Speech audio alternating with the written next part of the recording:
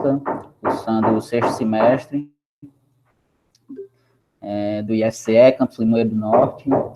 Hoje estou aqui como mediador, né, dessas duas palestras, temáticas bastante importantes, né, aí para o nosso currículo, né, para a nossa aprendizagem. Hoje estaremos com a professora Juliana e o professor Alisson. Professora Juliana Moreira da Costa, licenciada em Educação Física pela Universidade Estadual Paulista, Unesp, e mestre em Educação Física pela Universidade Federal do Espírito Santo. Na linha de pesquisa, né, ela pesquisa aí a formação de professores e currículos em Educação Física. Já foi professora na Educação Física Escolar, né, passou por todos os níveis aí do ciclo da Educação Básica. Hoje professora do IFCE, Campus Limoeiro do Norte, e hoje trabalha com linha de pesquisa na formação de professores, práticas pedagógicas em Educação Física Escolar e Educação para Relações Étnico-Raciais. O tema da palestra dela hoje vai ser os impactos da indústria cultural na formação de professores de Educação Física.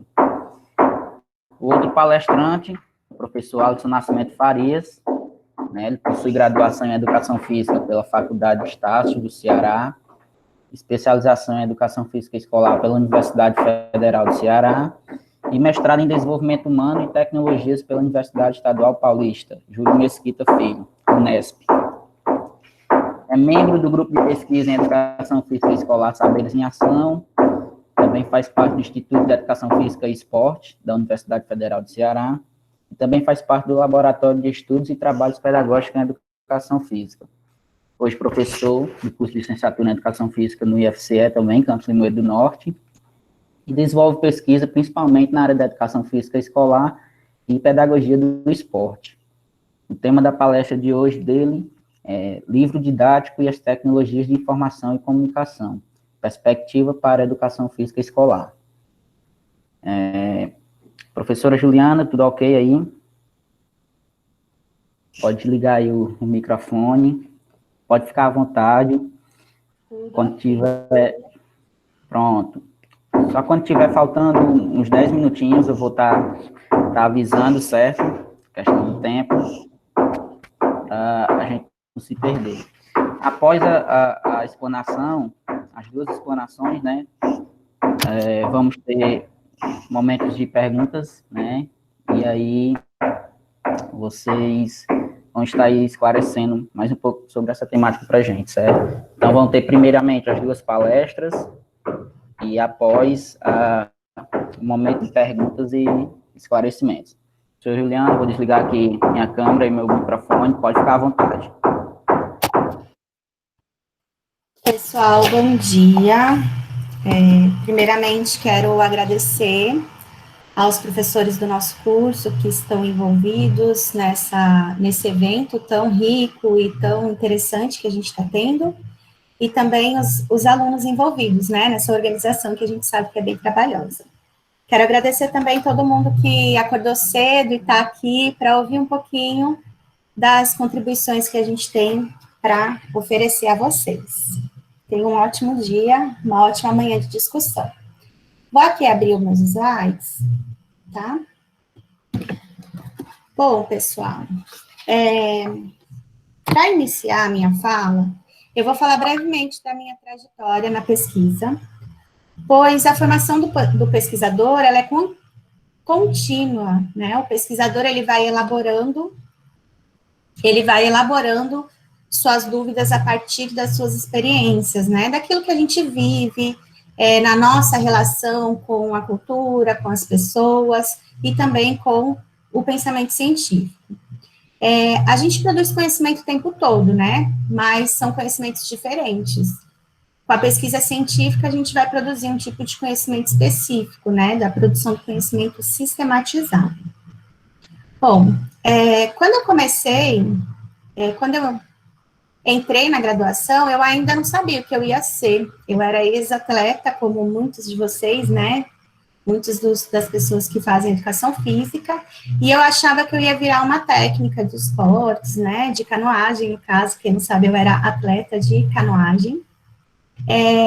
E pela minha trajetória de atleta, né, num projeto social, eu acreditava que, sendo professora, eu ia contribuir de forma muito significativa na vida de outras pessoas, assim como o esporte contribuiu muito na minha vida, né? Eu vou fazer uma ressalva também para dizer para vocês que foi através desse projeto social, né, que era uma escolinha de esportes e um projeto social, um projeto de extensão para crianças de escola pública na USP, que eu fui entender o que era universidade, né? Eu não tinha na minha família ninguém que tivesse tido essa experiência, isso não fazia parte da minha realidade, e eu fui entendendo ali, frequentando a universidade, né, no projeto social, que aquele espaço poderia ser um espaço que também poderia ser meu, né, que eu também poderia usufruir. E uma coisa importante que eu tive também foi que meus pais, embora eles não tivessem tido acesso à educação, né, eles sempre acreditaram que a educação fosse um caminho importante e digno para a gente conseguir ampliar as nossas perspectivas, né, e mudar de vida, ter uma profissão, etc. Eu fui a primeira pessoa da minha família que conseguiu acessar a universidade, que teve um diploma de graduação, e eu estou contando isso para vocês entenderem que é possível se tornar um pesquisador, mesmo não tendo trazido isso desde a infância, né, desde a família, e conhecido isso antes. Bom, depois que eu entrei na graduação, eu conheci grupos de pesquisas, né, e eu me identifiquei muito com a educação popular, onde foi o início da minha pesquisa. Eu passei pela educação de jovens e adultos, a educação do campo, e comecei a entender a área da educação como um processo importante, entender mais ainda, né, porque eu já acreditava nisso, e aí eu fui entendendo cientificamente que isso era possível. E pelo fato de eu ser bolsista de extensão, eu tinha que participar e participar dos eventos, né, de pesquisa, de iniciação científica e publicar os conhecimentos que a gente produzia nos projetos, né. Bem, e passando por essas diversas experiências, que ao final da graduação eu resolvi fazer um TCC sobre o processo de reformulação curricular lá do meu curso, né, para produzir algum conhecimento sobre esse processo que a gente estava passando entre 2006 e 2007. Bom, antes da minha entrada no IFCE, né, entre 2011 e 2017, eu passei por uma universidade particular, né, a Unisalesiano, lá no Espírito Santo, onde eu fui professora na licenciatura, onde eu orientei, produzi pesquisas, orientei mais de 20 TCCs, né, então, com temas variados, e aí vocês podem dar uma olhada no meu currículo Lattes, né, os diversos temas, dentro daquilo que eu podia, né, acessar de conhecimento, e também, quando eu passei por todos os níveis da educação básica, então eu fui professora da educação infantil, do ensino fundamental 1, do ensino fundamental 2, do ensino médio e da educação de jovens adultos, eu também produzi algumas pesquisas, né, eu publiquei trabalhos com relatos de experiências e conhecimentos produzidos a partir da minha prática pedagógica. Então, gente, a primeira coisa que eu aprendi na universidade, quando eu estava lá na formação inicial, e depois quando eu já estava né, trabalhando, foi que a pesquisa, a produção do conhecimento, ela é inerente ao nosso ofício, né, de professor, que embora a gente não tenha, né, essa tradição de leitura, de contato com a pesquisa científica, esse é um entendimento que a gente tem que ter na nossa profissão. Inclusive, foi uma das discussões que foi levantada pela professora Clarice aqui no debate, né, que foi um tema interessante da pesquisa dela. Quando eu estava terminando o TCC, eu já vislumbrava fazer um mestrado, e aí eu fiquei muito em dúvida se eu ia fazer um mestrado entre duas temáticas que eu gostava muito e eu estava muito envolvida, que era a formação de professores, que foi a temática do meu TCC, e a educação do campo e os movimentos sociais, que eu também estava muito envolvida, que eram os trabalhos que eu desenvolvia na extensão. Aí eu fiz o processo seletivo da UFES, né, que é uma referência em formação de professores e currículo em educação física, e consegui entrar com um projeto que nada tem a ver com o projeto que eu acabei desenvolvendo no mestrado, para vocês entenderem, né, como eu já falei no início, que o processo do amadurecimento do pesquisador, ele é contínuo, ele vai acontecendo à medida que a gente vai vivendo e vai se relacionando com as coisas, né? Aí eu conheci uma temática que eu gostava muito, né? Mas eu não sabia que ela existia, eu não sabia que eu podia discutir isso no curso de formação, na educação física, na formação de professores, né? E aí eu construí a minha pesquisa com o objetivo de discutir a relevância da formação cultural, né? Então, em especial, a formação artístico-cultural, né? Essa experiência com a arte, na formação do professor de educação física, certo? Então, foi esse o caminho da pesquisa mais importante que tem, assim, né, na minha carreira até agora. Bom, na minha pesquisa de mestrado, né, para fundamentar os meus questionamentos e análises, eu me aprofundei em dois grandes clássicos que foram, assim, não os únicos, mas eles foram os principais, que foi os manuscritos econômicos e filosóficos de Marx e a dialética do esclarecimento de Adorno e Horkheimer, dois autores da Escola de Frankfurt. Bom, eu trouxe como alicerce as concepções de formação unilateral do ser humano, onde há um entendimento de que o ser humano se objetiva de forma completa em todas as suas ações. Ou seja, em tudo aquilo que a gente cria e que a gente absorve do mundo humano, ela seja nas relações, né, humanas e nas relações com o mundo, a gente vai construindo o patrimônio cultural. Mas que essa apropriação, ela se dá de forma contínua e bastante complexa, né, em todas as esferas que a gente pode considerar o ser humano. Bom, eu vou falar uma coisa aqui que quem já teve aula comigo em fundamentos filosóficos, sociofilosóficos, antropológicos, já conhece, eu sempre falo, que ao mesmo tempo que o ser humano constrói a cultura, ele também se apropria da cultura de forma dialética, ou seja, é uma dupla direção. À medida que a gente dá o que nós somos, o que a gente é individualmente para o mundo, a gente também absorve nesse processo, né, de mão dupla.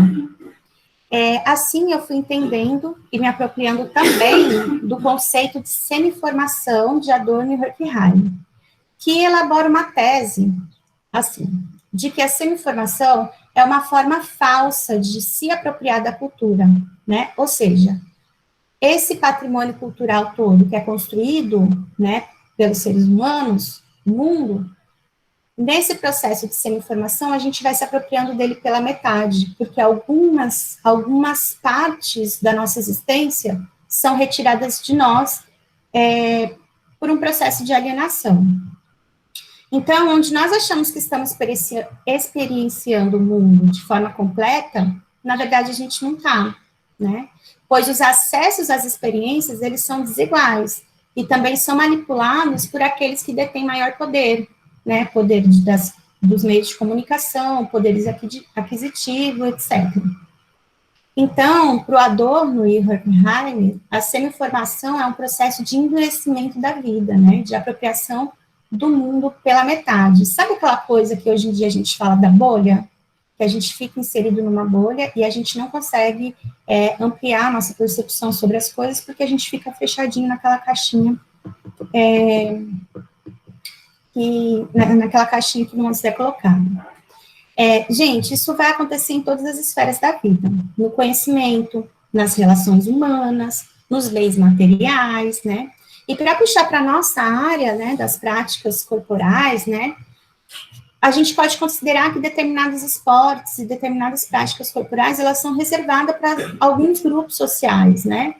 Então, à medida que a gente tem uma vida muito corrida e a gente precisa trabalhar muito para sobreviver, a gente não consegue ter tempo para se exercitar e para ter prazer, para ter tempo de lazer e etc. E aí, assim, puxando um pouquinho mais para o nosso lado. O sistema que a gente vive atualmente, né, que é o sistema capitalista, essas apropriações, né, das práticas corporais, né, a gente aprender alguma prática corporal determinada, ela está muito pautada no poder aquisitivo, né, quando quem pode comprar mais, pagar mais, pode escolher mais, né, pode experienciar o mundo com mais possibilidade, com mais liberdade.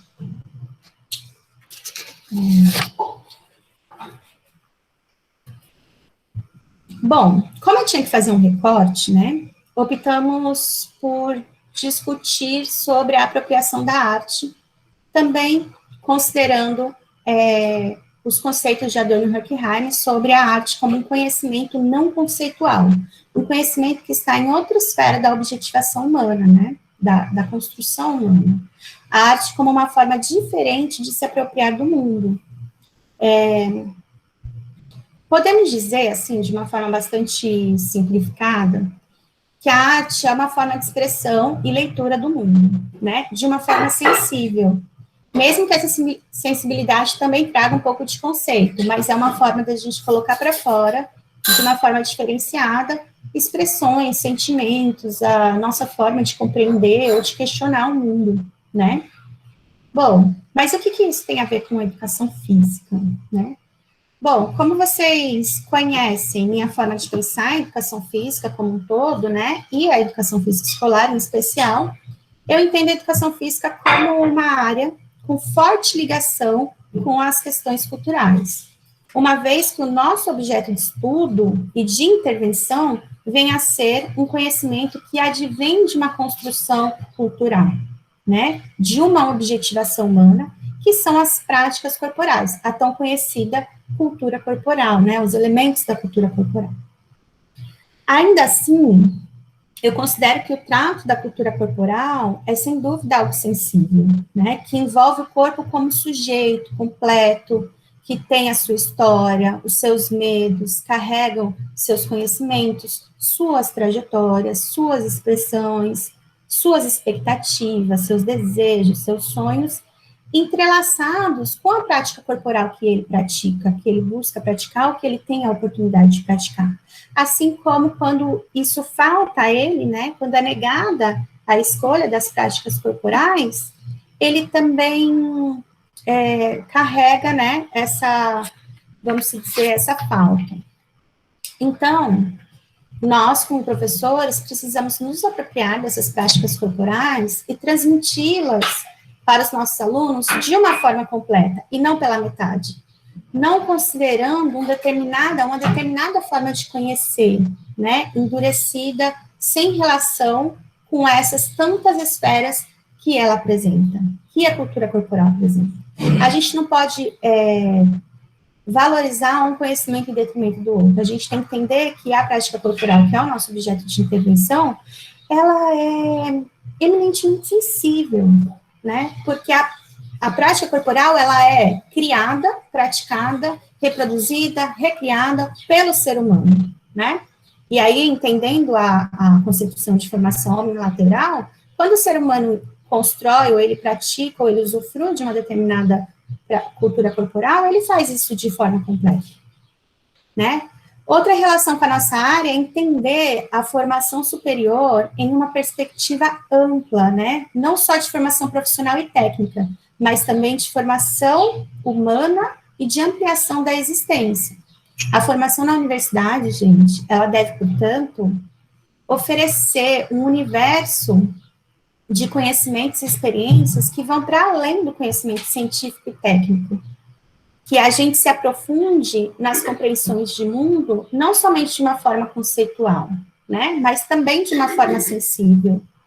Por isso que as artes na universidade, né, que a gente está pensando numa formação, numa concepção mais ampla, a universidade também precisa oferecer isso para a gente. Bem, falei um pouquinho disso, que é os alicerces teóricos, onde eu discuto, né, as questões. Os sujeitos da pesquisa foram estudantes concluintes dos cursos de licenciatura da cidade de Vitória, no Espírito Santo. Aí a gente pegou todas as universidades públicas e privadas. Aí eu apliquei um questionário bastante extenso, com perguntas sobre o usufruto das pessoas em relação à arte, né, o que elas faziam, né, no tempo de lazer, qual o conhecimento que elas tinham sobre as manifestações artísticas, né, as linguagens artísticas, aí a gente determinou algumas, como a música, o cinema, o teatro, as artes plásticas, a fotografia, enfim. E aí a gente também perguntou se elas faziam alguma relação dessa experiência que elas tinham com as artes no tempo de lazer com a formação em educação física. Bom, a gente fez um caminho bem minucioso.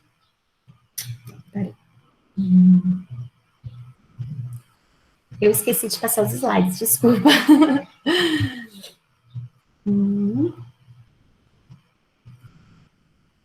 Bom, fizemos um caminho bem minucioso para identificar a presença, né, do usufruto das artes no tempo de lazer desses sujeitos, suas referências, seus conhecimentos sobre linguagens artísticas e, principalmente, as pontes que eles faziam, né, entre essas experiências e a formação deles. O conceito de indústria cultural é um conceito bastante complexo, né, e elaborado pelos autores da Escola de Frankfurt, Adorno e Horkheimer, como eu falei já para vocês, né. Não vou me até aprofundar muito esse conceito, né, senão eu ia ficar falando aqui 3 horas, mas apresentando de uma forma bastante direta e resumida, o que me dá um pouco de medo de falar desses conceitos complexos assim de forma explicada. Bom, a gente pode entender a indústria cultural, bastante cuidado, como uma organização do sistema capitalista de se apropriar da produção e do usufruto da cultura e da arte, a fim de encaminhar o sujeito para um processo de alienação. E aí, a indústria cultural vai se apropriar de uma esfera fundamental do ser humano, que é o quê? A criação, o usufruto, o prazer, a interpretação do mundo de forma sensível. E pegar tudo isso e transformar em mercadoria. Bom, os resultados indicaram que as experiências artísticas e culturais ocupavam pouquíssimo espaço, né, um espaço pouco significativo no tempo de lazer dos estudantes. Em vários momentos, o que motivava, né, a esses estudantes a gostar de um filme, de uma música, era a presença desses conteúdos na mídia, né. Para os estudantes, para a maioria deles, a arte precisava ter uma linguagem direta e muito realista, então tira essa capacidade de abstração, né, de imaginação e etc. Todas essas características, gente, no trabalho vai se aprofundando algumas características importantes da indústria cultural, né? A indústria cultural tem mecanismos para fazer com que a gente se aproprie do mundo e da arte, da cultura, de uma forma muito superficial, né? Trazendo necessidades para a gente que são muitos do nosso cotidiano, para nos preencher de forma direta, sem que a gente tenha experiências outras, que a gente amplie nossa forma de ver o mundo.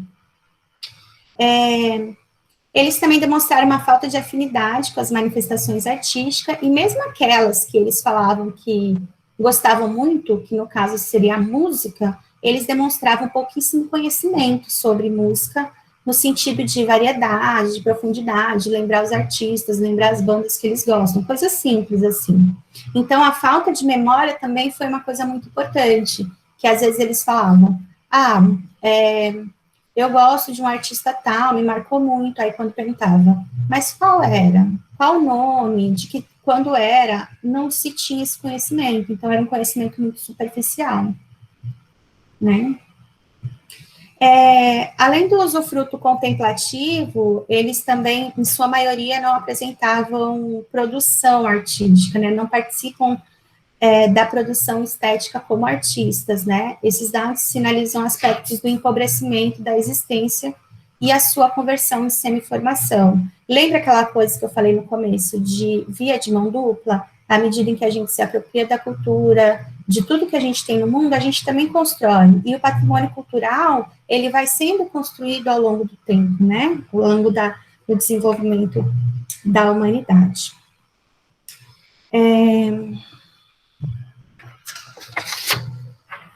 Pronto. Bom, gente, para finalizar, eu quero apresentar para vocês que eu ainda tenho pesquisado sobre esse assunto, que inclusive é o assunto do nosso projeto Janela para a Arte, né? Na tentativa de intervir de forma positiva e propositiva na formação de vocês, né? Então, o projeto Janela para a Arte, ele vem com esse arcabouço, com essa perspectiva de formação, de compreensão de educação física e de compreensão de formação universitária para além da formação técnica, tá? E como eu estou como um processo constante, né, de construção como pesquisadora, eu tenho me atraído por novas linhas de pesquisa que vem fazendo parte de mim, das minhas indagações, né, como professora no espaço e no novo espaço que eu estou, né, que é o IFCE, e vendo também novas possibilidades de construir conhecimento. A primeira delas é a linha de pesquisa Formação de Professores e Currículo em Educação Física na perspectiva da teoria crítica, né? Então, essa aí ainda vem na mesma linha de pensamento e de fundamentação teórica do meu mestrado, né? Então, pensar quais as nuances da formação inicial em educação física, como que os professores estão sendo formados, no caso vocês e outros professores de educação física no estado do Ceará e no Brasil, pensar como isso está acontecendo e construir conhecimentos sobre isso, né? Nessa linha ainda, eu estou pensando, né, e querendo pesquisar sobre como o currículo está sendo implantado, né, então fazer análise sobre a legislação, sobre as diretrizes, como que esse currículo que a gente está sofrendo mudanças, como que o poder público está intervindo na formação de vocês. A formação continuada, né, também é uma coisa importante nessa parte de formação de professores, então entender como que os professores que estão indo para a escola estão implementando os aprendizados da formação inicial e quais as dificuldades encontradas nesse ambiente de trabalho, suas implicações, né. Bom, a outra linha de pesquisa, que aí essa é uma coisa que eu estou me apropriando agora, inclusive questionando o meu referencial teórico. Ju, Oi. só avisando em relação aos 10 minutos, tá bom? Tá bom, já estou terminando. Não, tranquilo. A educação para as relações étnico-raciais, né? Então, discutir a cultura africana, afro-brasileira e indígena na educação física, entender como que estão se dando esse processo, como que estão sendo aplicadas políticas públicas para essa vertente da educação, muito necessária nesse momento, né, sempre foi necessária, e agora a gente está tendo espaço para discutir e produzir conhecimentos em relação a isso. A outra linha, que não podia ficar de fora, que é sobre as práticas pedagógicas em educação física escolar, relacionadas a ginástica para todos, jogos e brincadeiras, capoeira e cultura popular, que são as práticas, né, os elementos da cultura corporal, que eu mais me aproximo, tenho estudado, me aprofundado, pelo fato de eu estar trabalhando com essas disciplinas na formação de vocês. Então, pesquisas sobre esses temas também têm sido fomentadas por mim, tá certo? Para finalizar, eu trouxe um trecho, né, de uma obra de Fernando Pessoa, que chama A Arte e a Vida. A arte baseia-se na vida, porém, sendo a arte um produto direto do pensamento, é do pensamento que se serve como matéria. A forma vai buscá-la, a vida. E aí eu não consegui colocar um só, eu coloquei mais um, do Ferreira Goulart, que diz que a arte existe porque a vida não basta. Por isso, a gente precisa ampliar um pouco mais a nossa percepção e existência no mundo. Gente, muito obrigada. Adorei falar sobre isso. Fazia bastante tempo que eu não fazia uma apresentação assim sobre os conceitos. Quem se interessar mais, pode entrar em contato por e-mail. Vocês têm bastante contato comigo, assim, né? E convidá-los a aproveitar para vender meu peixe, o projeto Janela para a Arte, que está acontecendo toda terça-feira à tarde, na perspectiva de oferecer e incentivá-los a conhecer o mundo através da arte, né, do olhar da arte, para que a nossa formação em educação física seja mais rica. Bem, é isso.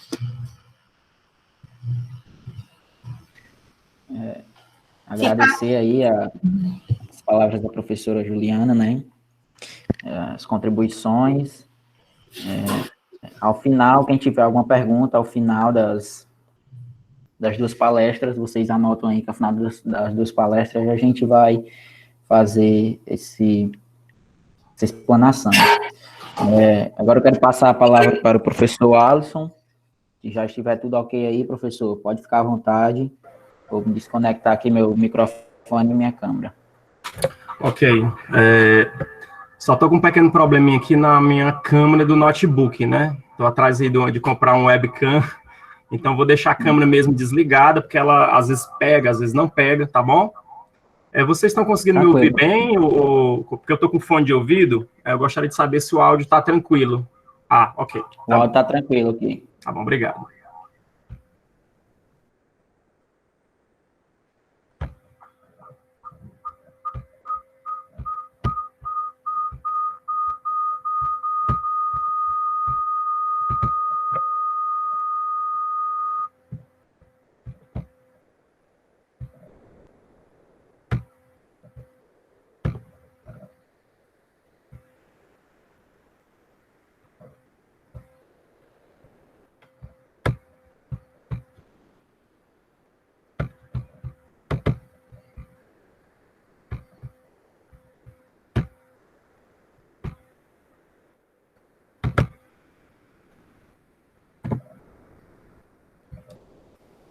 A apresentação tá ok, gente, para vocês?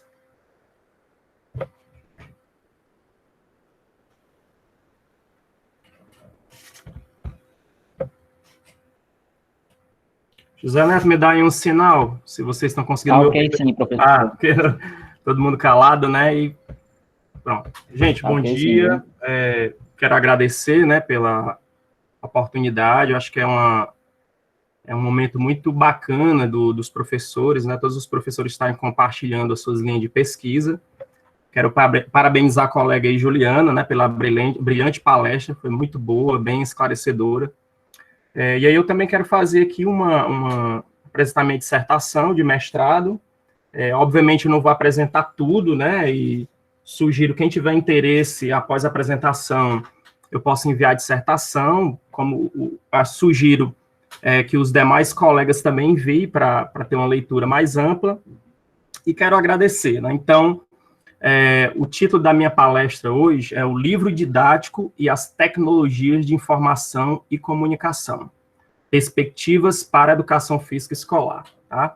Então, como o José Neto falou no início, na apresentação, né, foi uma temática que eu tive curiosidade, desde a minha formação inicial, né, estudar, analisar a questão do livro didático, sobretudo para a educação física, né, que não é tradição da área ter um livro didático. E aí, recentemente, agora, a curiosidade, né, de estar estudando um pouco da pedagogia do esporte. Então, eu vou estar apresentando para vocês aqui o meu trabalho de dissertação, né, o livro didático e as tecnologias de informação e comunicação, perspectiva para a educação física escolar, tá? Então, aqui é um breve roteiro da apresentação, tá? Introdução, em seguida os objetivos, os capítulos, o método que foi utilizado, resultados de discussão e as considerações finais, tá? O livro didático, gente, ele é uma ferramenta que ele pode auxiliar os professores em sua prática pedagógica, sobretudo na disciplina de educação física escolar, tá? Como vocês estão vendo aí a imagem, é um livro didático de educação física de Caucaia, né, que foi um livro local onde a pesquisa ocorreu, que na época foi o primeiro município do estado do Ceará a adotar um livro didático para a educação física escolar. Hoje, né, a gente já tem o programa do PNLD, né, que já temos livro de educação física, embora alguns estados não tenham recebido ainda, mas é algo que vai ser difundido. Mas, na época, a gente só tinha o município de Caucaia com esse primeiro material didático para a educação física, do 1º ao 9º ano, tá? E pelo fato de nós estarmos em uma sociedade digitalizada, né, marcada pelas tecnologias, cabe aliar livro didático e as tecnologias de informação e comunicação, né? E é isso que o meu trabalho, ele faz essa interface aí entre o material didático e as tecnologias de informação e comunicação. Então, que foram as duas questões norteadoras da pesquisa. O livro didático de educação física faz referência às novas tecnologias. Então, foi uma indagação inicial minha ao estudar o livro de Calcaia. Será que o livro aponta, traz elementos iniciais para pensar as tecnologias e como que o professor ele vai fazer essa transposição em sua prática pedagógica, né? E de que modo é possível utilizar as TIC no ensino dos conteúdos presentes no livro didático nas aulas de educação física escolar. Essa foi a segunda questão aí do estudo, tá? Como objetivo, elaborar, implementar e avaliar unidades didáticas para o 6º ano do ensino fundamental, utilizando as TIC como ferramenta pedagógica no ensino dos conteúdos propostos no livro didático de educação física do município de Calcaia, Ceará. Esse foi o objetivo. Aqui, gente, eu vou apresentar só de forma sintética os capítulos de revisão, até mesmo pelo tempo de apresentação, para não exceder. Então, capítulo 1, quem tiver interesse em ler mais, eu sugiro ler a própria dissertação, tá? Então, no capítulo 1, eu trabalhei aqui a análise do livro didático de educação física e sua relação com a TIC, né? Trazendo aí as características gerais do livro e a relação do livro didático com a TIC. Então, essa análise foi do livro didático de Calcaia, tá? Então, foi uma análise que a gente fez, uma análise documental desse material didático, tanto do professor como do aluno, né? Isso do 6º ao 9º ano. No capítulo 2, o livro didático e educação física escolar, onde a gente trabalhou, né, a parte do conceito do livro didático, as vantagens e desvantagens desse material didático, trazendo para discussão diversos autores, como Zabala, Munakata, autores da própria educação física, como a própria Suraya, Darido, para discutir essa questão de vantagens e desvantagens desse material didático. E o livro didático de educação física, né, como eu bem falei, não é a tradição da área ter um livro didático de educação física, né? A gente tem isso em outras áreas do conhecimento, mas para a nossa área não é tradição ainda, né? Ter um livro didático de educação física. E no capítulo 3, a definição de tecnologia de informação e comunicação, né? Trazendo aí algumas questões conceituais, né? Para estar discutindo alguns conceitos, metodologias de ensino ativas e as tecnologias de informação e comunicação, e por último, educação física e TIC, né? Ou seja, trazendo aí essa interlocução entre a educação física e as tecnologias, tá? E aí o método foi uma pesquisa qualitativa, tá? Com enfoque colaborativo, por meio de 3 etapas: o levantamento diagnóstico, a elaboração e implementação de 2 unidades didáticas e, por último, a avaliação, tá? Eu irei agora detalhar cada uma dessas etapas. Levantamento diagnóstico. Gente, qual era a principal etapa desse período aqui, do levantamento diagnóstico? Era diagnosticar, né, os métodos que a professora, no caso era uma professora de educação física, que ministrava aula para uma turma do 6º ano, né? Então, a ideia era diagnosticar quais métodos de ensino a professora utilizava para ensinar os conteúdos do livro didático de educação física. E, além disso, verificar se ela fazia algum uso de alguma tecnologia, né? E como fazia esse uso, né, dessa tecnologia para ensinar esses conteúdos. Esse período de diagnóstico, ele ocorreu no período aí com 8 aulas, né, totalizando 8 horas no período de um mês, né? Isso foi para uma professora, né, de educação física, como eu bem falei, para uma turma do 6º ano, ali em Cumbuco, né, localizado em Cumbuco, aqui, pertencente a Calcaia, tá? E aí o instrumento, né, que foi utilizado foi o diário de campo, tá, que eu utilizei, e no final desse processo foi realizada uma entrevista semi-estruturada com essa professora, tá? Na segunda fase, gente, na segunda fase a gente tem aí a elaboração, né, e implementação das 2 unidades didáticas do livro de educação física. Então, total foram de 12 aulas duplas. Por que foi atletismo e dança, né? Então, como foi um trabalho colaborativo, uma pesquisa colaborativa, a ideia foi dialogar com a professora, né? Então, quando eu cheguei na escola, a professora mencionou que no seu planejamento ela iria ministrar, tinha iniciado o conteúdo de atletismo, mas apenas com a parte do histórico da educação, do histórico do atletismo, e a ideia era continuar, né, a ampliar esse conteúdo do atletismo e trabalhar a dança, que também estava no seu planejamento, tá? E aí foi um processo, gente, que esse período foi de forma colaborativa, tá? Então, essas duas unidades foram elaboradas por mim, pelo pesquisador, né, e pela professora, de forma colaborativa, tá? Então, para o atletismo, a gente tratou as características e regras básicas das provas de campo e pista, e para a dança, né, o conteúdo de dança, a definição, a classificação e uma dança popular no final, né? Na última aula foram 6 aulas de atletismo e 6 aulas de dança, tá? Para uma turma do 6º ano do ensino fundamental. E para avaliar essas unidades didáticas, foi realizada uma entrevista, né, com a professora ao final das intervenções pedagógicas e um grupo focal com essa turma do 6º ano.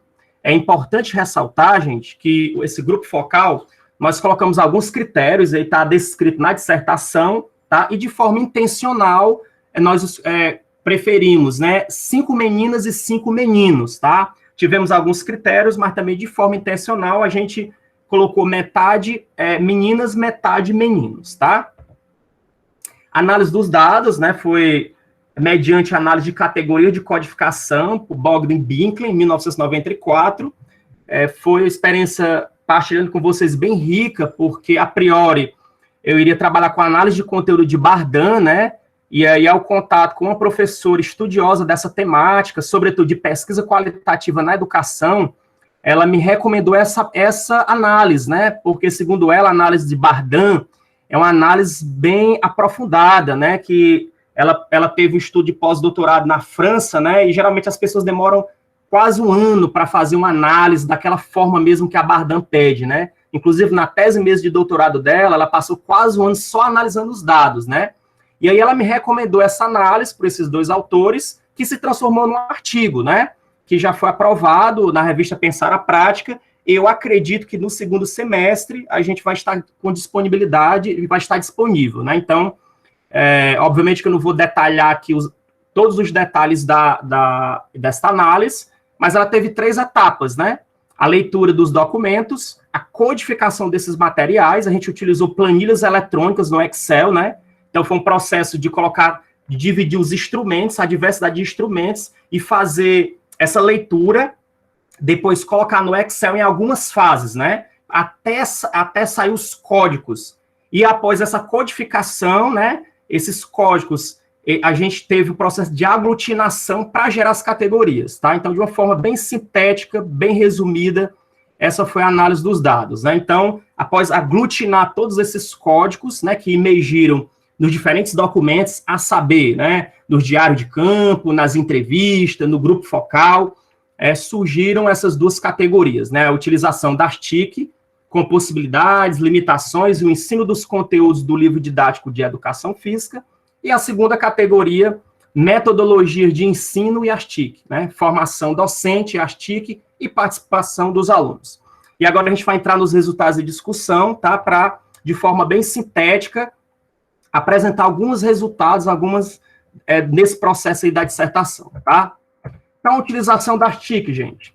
Josanete, tá tranquilo aí? Porque eu desliguei meu celular, eu estava com o celular ligando, me só confirma se tá ok, porque eu não consigo ver mais o chat, né? Tá ok? Vocês estão me ouvindo bem? Tudo ok. Tranquilo. Então, aí, ó, utilização das TIC. São apresentadas as relações das TIC para o ensino dos conteúdos do livro didático, né, de educação física, destacando as possibilidades e limitações dessas quanto à sua inserção nas aulas, tá? E aí a gente teve como possibilidade, pessoal, a gestão escolar e os pais dos alunos.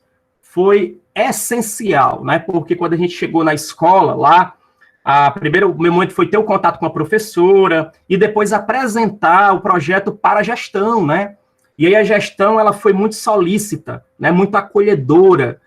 Quando eu falei, né, detalhou o que é que eu ia utilizar nas aulas, como seriam as aulas, né? Então, tanto o diretor como os coordenadores, né, eles foram muito solícitos em locais, em horários, né, para a gente realizar as intervenções pedagógicas, né? Então, coloco como uma grande possibilidade. Inclusive, na época, era proibido o uso do celular na escola.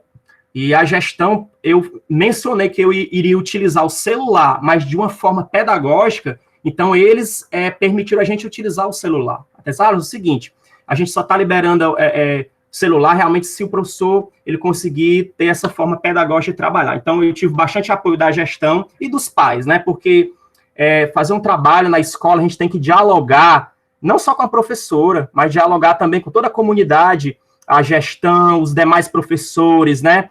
E os próprios pais. Então, nós realizamos, por ser uma turma do sexto ano, realizamos ali uma reunião, né? Até mesmo porque tinha um caráter ético, e a gente teve todo o cuidado, né, dos termos éticos, né, com os pais. E aí, como eu utilizei também um videogame, né, que alguns chamam de X-Games, que a gente utilizou o Kinect Xbox, né, e aí eu expliquei para os pais que os alunos não simplesmente iam jogar videogame, não, como a Lan House, não. Esse instrumento seria utilizado com um fim pedagógico, tá? Então, a gente teve esse apoio. A outra potencialidade foi a diversificação das tecnologias, né, que os alunos tiveram contato com celular, com alguns sites, com redes sociais, né, um videogame que para aquela comunidade foi muito significativa. Isso eu estou falando baseando nos próprios relatos do grupo focal. Alunos, né, que isolados ali em Cumbuco, né, basicamente os pais viviam de atividade pesqueira e os alunos ficavam sorrindo, porque nunca tinham tido contato, né? Então, foi muito significativo eles também terem contato com diversas tecnologias, uso do vídeo, né? Etc. O domínio dos alunos também, gente, foi uma percepção de potencialidade, tá? E aí eu trago um autor, que é um autor que ele fala, o Prinsky, né? Que os alunos, nesta geração, eles são considerados nativos digitais, ou seja, eles nasceram imersos nesse mundo tecnológico. Então, eles têm mais domínio em relação a nós, que somos considerados imigrantes digitais. Isto é, pessoas que não nasceram nesse mundo tecnológico. Tá? Então, o domínio dos alunos foi reverberado nessa pesquisa. Sobretudo em que, Alisson? Na edição de vídeos, a gente utilizou também o vídeo para avaliar, uma avaliação com o uso do vídeo. Os alunos do sexto ano, gente, editaram no próprio celular, tinha coisa que eu nem sabia, e os alunos mostraram domínio dessas tecnologias, né? E o uso do celular foi uma ferramenta que se materializou como um mini computador, né? Porque ele serviu para pesquisa, ele serviu para acessar o Kahoot, ele serviu para uma série de tarefas, né, que foi fundamental, como cronômetro, nas próprias vivências corporais que a gente teve também, para fotos, para filmagem, enfim. Ele foi um instrumento bem versátil nas nossas aulas, tá? E aí a referência que eu trouxe, e as limitações de superação, gente, né? Primeiro, estrutura física da escola, tá? Cabe aqui mencionar que a estrutura física da escola, a gente tinha lá uma quadra rachada, gente, falando de materiais para educação física, praticamente sem materiais, tá? Isso se reverbera, já em pesquisa, na maioria das escolas públicas brasileiras. A gente tem uma carência de uma infraestrutura mínima para a educação física escolar, como também para materiais pedagógicos para trabalhar nas nossas aulas, tá? Então, isso não foi uma surpresa, né? Isso se reverbera aí na nossa realidade brasileira ainda, né? Falta de materiais para o uso das TIC, a gente tem também várias pesquisas que reverberam isso, como Sancho, né? Como Bianchi, várias pesquisas que já constatam isso. Lá, por exemplo, na escola, tinha um laboratório com 4 computadores antigos e a maioria já com problemas, com defeitos. Internet, teve uma situação que ocorreu. No primeiro momento que a gente foi no diagnóstico, a internet teve um problema na escola. E aí, resumindo, nós ficamos sem internet, pessoal, todo o processo das intervenções pedagógicas. E eu lembro que até um colega mencionou, né? Alisson, por que tu tá começando? Por que tu não vai para uma escola que seja bonitinha? Tem uma escola aqui em Caucaia, que tem laboratórios, que tem internet. Eu disse, não, eu quero fazer uma pesquisa real. Eu não quero fazer uma pesquisa bonitinha, eu tenho que ir para uma escola com uma mega internet. Não, eu quero ir fazer uma escola realmente que seja real. A realidade que a gente vai vivenciar na escola, que não tem uma quadra ideal, que não tem internet. E aí, outra limitação, o excesso de alunos por sala, né? Porque a gente tinha salas superlotadas lá, quente, né? E o controle dos pais, né? Mais em relação ao uso dos equipamentos, né? Porque era uma turma do 6º ano e alguns pais tinham medo de liberar o celular para os alunos levarem para a escola, mas com medo mesmo de assalto, né? Basicamente, mas na verdade se tornou até um controle saudável, né? Isso não ocorria nas turmas, por exemplo, do 9º ano, segundo uma entrevista com a professora, né? Os alunos do 9º ano, geralmente eles tinham mais em relação ao celular, todos eles levavam para a escola, tá? E o que foi a superação, gente? A superação, né? Para minimizar essas problemáticas, né? Primeiro, falta de internet. A gente tentou gravar, como eu utilizei vídeo, gravei os vídeos em casa, tá? Utilizei um chip para rotear a internet e a gente contou com o uso do celular de alguns alunos, né? Sobretudo de 6 alunos que tinham celular com pacote de 3G e a gente utilizou isso para sanar, para tentar minimizar essas problemáticas, tá? E eu tenho essa frase aqui da professora na entrevista. Olha o que é que ela comenta, ó. Às vezes a escola não tem material necessário, às vezes eu tenho que levar notebook, sair de uma escola para outra, pedir autorização para levar o data show, uma escola não tem, na outra já tem 2 ou 3. Assim, até hoje, o principal empecilho para mim foi a falta de material. Então, isso se reverbera na fala da professora, essa dificuldade com materiais, tá? E a gente tem agora o ensino dos conteúdos do livro didático de educação física, tá? O livro didático, ele apresentava poucos indicativos para as tecnologias de informação e comunicação, tá? Então, na nossa análise documental, a gente percebeu que, sobretudo, para o conteúdo de dança, era muito limitado, né? Apresentava 3 páginas apenas, tá? Em relação às TIC, né? O livro não apresentava de forma clara como que o professor ia materializar isso na sua realidade, tá? Ele indicava alguns sites, né? Alguns vídeos, mas ele não apresentava ali uma forma que pudesse ajudar o professor a fazer essa transposição didática, tá? No entanto, né, o livro didático favoreceu no planejamento das unidades didáticas e seus conteúdos foram aprofundados. Eu quero que vocês foquem muito, gente, aqui, e seus conteúdos foram aprofundados, tá? Que a ideia do livro didático, trazendo aí alguns autores, até como o próprio Zabala, né, que analisa diversas vantagens e desvantagens. O próprio Zabala comenta que o livro didático, ele não deve ser utilizado como único recurso pedagógico, tá? Quando o professor utiliza o livro didático para ter um olhar crítico para o livro, fazer adaptações, o livro didático é uma excelente ferramenta, tá? Então, a gente reformulou, ampliamos mais esses conteúdos, tá? Mas ele ajudou minimamente a gente planejar essas unidades. E ao entrevistar a professora, ela mencionou, Alisson, eu trabalho em 3 escolas. Aqui, às vezes, a gente tem problema com a internet. E ter um livro didático já me ajuda, porque o professor tem muitas demandas. E eu digo isso que eu passei praticamente quase 10 anos na escola pública, tá? E aí, o professor tem demandas. E ter um material didático, pelo menos para pensar, para a gente pensar, para elaborar nossas aulas, já é alguma coisa, tá? E a mesma professora mencionou que ela utiliza outros materiais, tá? Então, as TIC auxiliaram no ensino dos conteúdos do livro didático, né? Isso foi ratificado na fala dos alunos, ao final, quando eles comentaram sobre o próprio Xbox, que ajudou, né, eles terem um entendimento um pouco mais apurado da própria modalidade. Na aula de atletismo, por exemplo, no primeiro momento, após o diagnóstico inicial que a gente faz em todas as aulas, a gente utilizou vídeo, né, ali com sensibilização, né, como análise em conjunto com o Xbox, proposta pelo próprio Napolitano, e os alunos tinham contato inicial com os vídeos, depois tinha uma discussão dos achados daquele vídeo, vídeos curtos, e em um segundo momento, os alunos tinham a vivência do Xbox Kinect Sport, né, com as provas de pista, a primeira aula, e depois a gente trabalhou as provas de campo.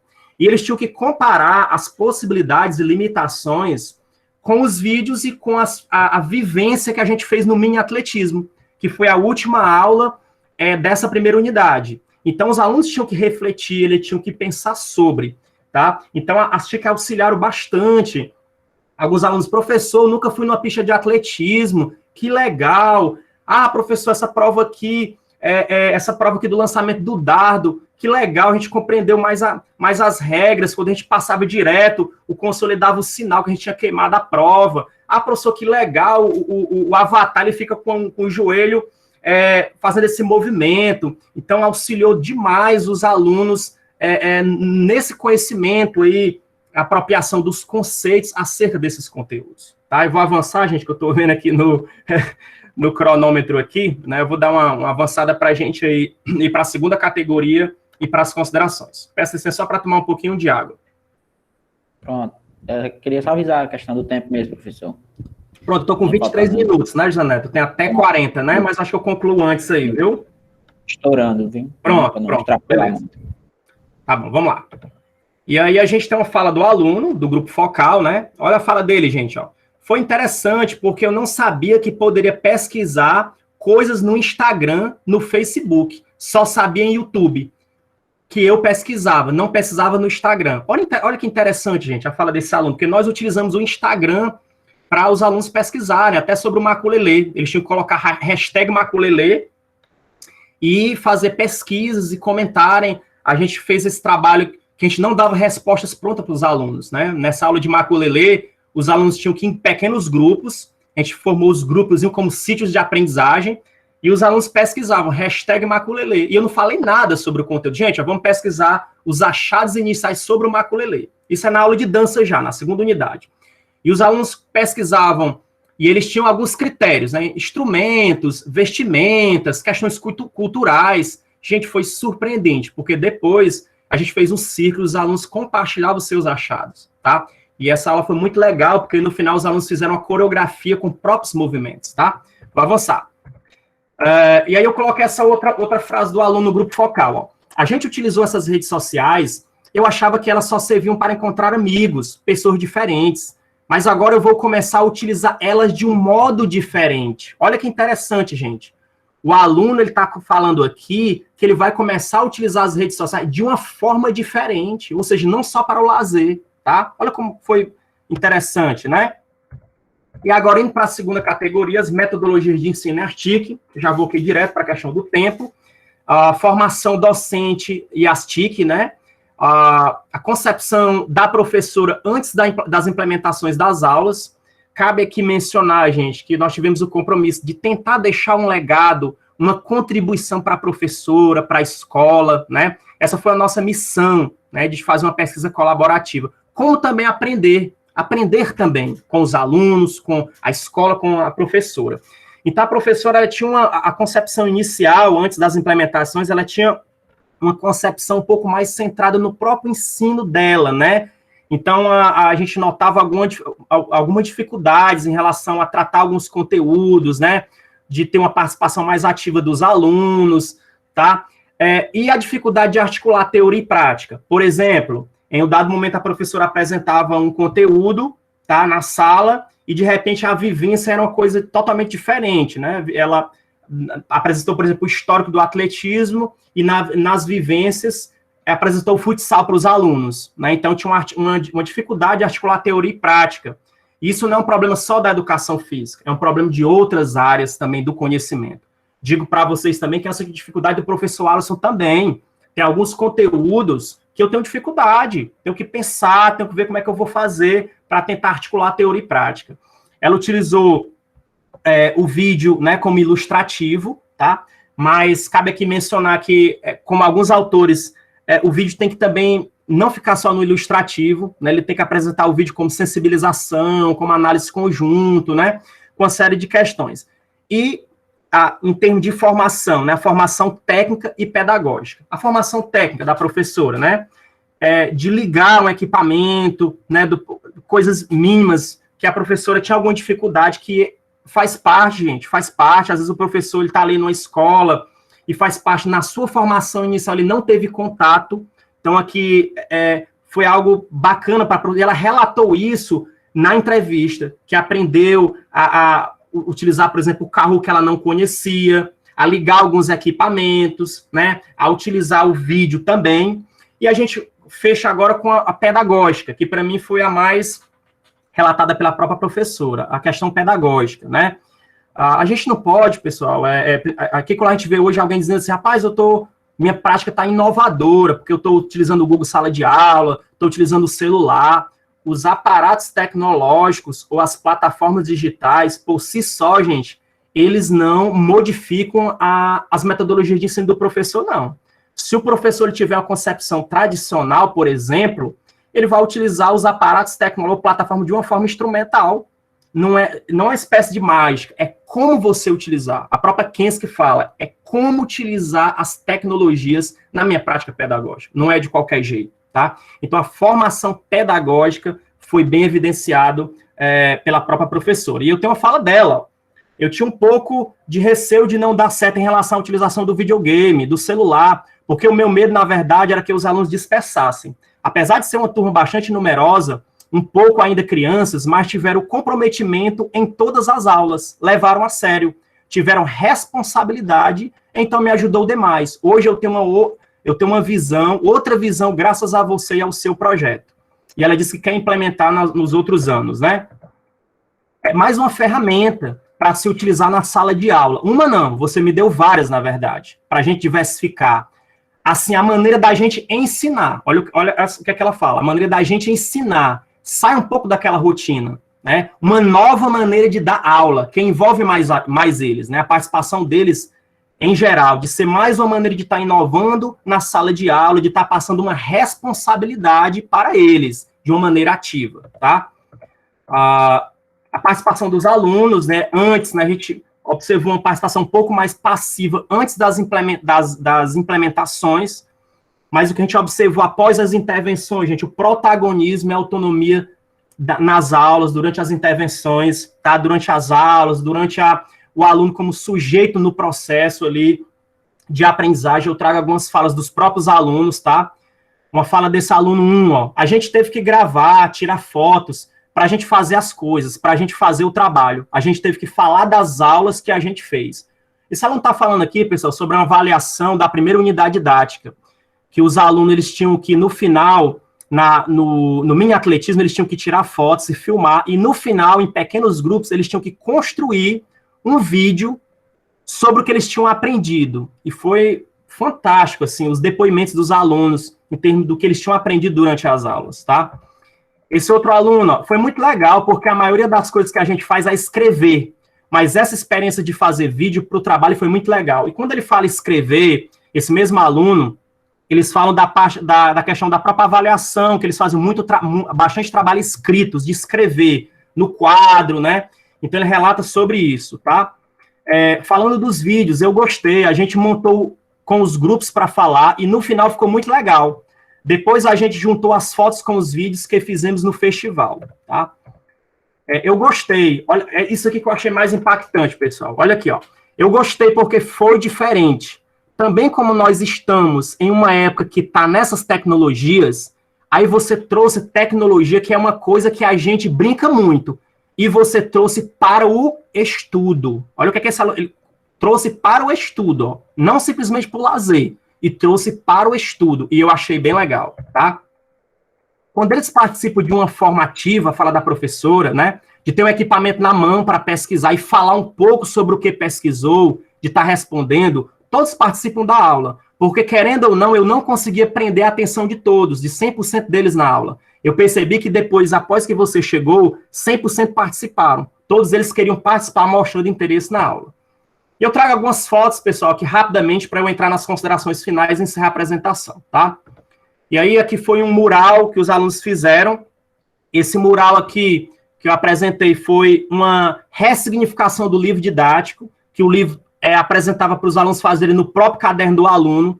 Então, a gente fez toda uma pesquisa com os alunos em pequenos grupos, que eles tinham que pesquisar na internet e construir um pequeno seminário. E foi uma experiência muito bacana. Aqui foi o vídeo. Observem os alunos, pessoal, a concentração dos alunos aí, ó, tá?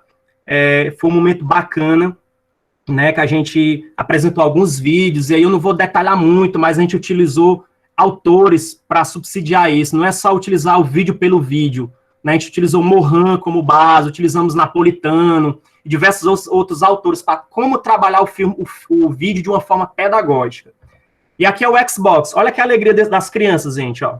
Olha a alegria deles, eles estavam vivenciando aqui, né, as provas de atletismo, olha que alegria dessas crianças, ó. Né, crianças aí, o sorriso das crianças, né? E cabe mencionar que não era só eles vivenciavam e acabava, não. Depois dessa vivência, tinha um momento de discussão, né? E no festival eles tinham que relacionar a vivência do Xbox com os vídeos. Não era só brincar por brincar, não. Tinha uma intencionalidade pedagógica. E aqui essa menina aqui, né, no lançamento do dardo, tá? Os alunos também, a gente passou um roteiro para quando os alunos ficavam aí sentados, né, nesse ponto era uma limitação, porque 2 alunos participavam, os demais ficavam ali, tá? Mas aí eu estabeleci um roteiro que eles tinham que observar, tá? E aí o Just Dance foi bem legal também, né? Olha que a turma lotada aqui, ó, Just Dance, alunos que a professora Alisson, eu tinha alunos que faltavam às aulas, o diretor Alisson, a frequência começou a melhorar, o diretor da escola Alisson, muito legal. Eu quero que você faça... partilhe para os outros professores da escola, porque a gente melhorou aí na questão da evasão, alunos que eram disciplinados, que melhoraram bastante, né? E aí eu maculelei com um dos pequenos grupos, né, que foi o material alternativo Cabo de Vassoura, inclusive a gente já partilhou numa disciplina de cultura, né, cultura brasileira com o professor Felipe, a gente partilhou essa oficina com os queridos alunos que estão aqui, a maioria, né, a gente partilhou um breve de uma construção de uma coreografia com os alunos, né, então eles... Aqui o uso do celular em pequenos grupos, tá? Com os alunos e com as redes sociais, tá? Isso aqui é o Kahoot, gente, né? Então, a criança, essa aqui é a parte onde aparece aí a parte do Kahoot, tá? Aqui foi o quiz, a gente utilizou muito como avaliação também, aqui a gente estava trabalhando a classificação das danças, né? E aí a gente fazia os quiz no final da aula, tá? Não era só responder certo, errado e pronto, a gente discutia também, aproveitava para recapitular a aula, tá? Considerações finais, bem rapidinho para eu finalizar, peço perdão a todos aí por ter extrapolado um pouquinho. Então, o livro didático como apoio pedagógico, né, ele se reverberou como um material possível, que o professor tem liberdade, autonomia para fazer as suas modificações, tá? A gestão escolar e os pais colaboraram favoravelmente para o estudo, o apoio da gestão e os pais foi fundamental, diversidade de tecnologia nas aulas, tá? Que os alunos tiveram acesso, domínio dos discentes, tá? O celular, os vídeos, o Xbox 360 tiveram um papel central para ensinar os conteúdos do livro didático, como eu já havia relatado. E aí os principais conteúdos, vou passar aqui, que os alunos aprenderam, esses conceitos, eles saíram, gente, no grupo focal, tá? Do que os alunos aprenderam, que ficou de conhecimento mesmo, mas aí eu convido para ler mais com calma a dissertação, tá? Por conta do tempo. Principais dificuldades: falta de estrutura física, escassez de equipamentos eletrônicos, falta de internet na escola, professora sem formação para o uso das TIC, né? E outra dificuldade, pessoal, eu tive o privilégio de ter seis alunos com celular. A gente tem, era um local, um cumbuco lá, a escola carente, então a gente tem realidades que o aluno não tem celular, que o aluno não tem internet, né? Então a gente tem essa realidade que permeia uma desigualdade social no nosso Brasil ainda, né? Então são várias dificuldades, mas não é por isso que a gente vai ficar chorando e dizendo não vou fazer nada, né? Porque tem muita dificuldade, não vou fazer nada. Então a gente tem dificuldades, mas a gente tem que avançar, né? Tem que avançar e reivindicar por mudanças, né? Protagonismo e autonomia dos alunos, tá? Formação técnica e pedagógica da professora, tá? São necessárias mais pesquisas sobre as relações da TIC com o livro didático de educação física, visto ser uma temática ainda recente, né, que merece mais pesquisas, sobretudo do PNLD, né, como é que está acontecendo a utilização do livro pelos professores, né? O maior limite da pesquisa foi o curto período de intervenção indicada pelos participantes. A gente teve 6 aulas de atletismo, mas contando aulas duplas e 6 de dança, então os alunos queriam, e tanto a professora, para a gente avançar um pouco mais, o ideal seria mais aulas, né? Finalizo, né? Portanto, espera-se que o estudo contribua para o aprimoramento do livro didático de educação física, adotado pelo município de Caucaia, e que venha subsidiar outros materiais didáticos da área, no que se refere às práticas inovadoras com o uso das TIC. Dessa forma, conclui-se que as TIC podem ser ferramentas de apoio pedagógico para ensinar os conteúdos da educação física escolar. Nesse caso, a partir de um livro didático, desde que ocorra uma mediação pedagógica por parte do professor. Encerro com essa frase que é a minha orientadora que está do lado esquerdo, a professora Suraya Darido, participou da minha qualificação, referência para mim na área, e essa frase que me acompanha desde da minha época de como agricultor, né, com muito orgulho, ex-agricultor, né, então, a verdadeira coragem é ir atrás de seu sonho, mesmo quando todos dizem que ele é impossível. Obrigado a todos, perdão por ter extrapolado um pouquinho o tempo aí, e aí fico aí à disposição agora.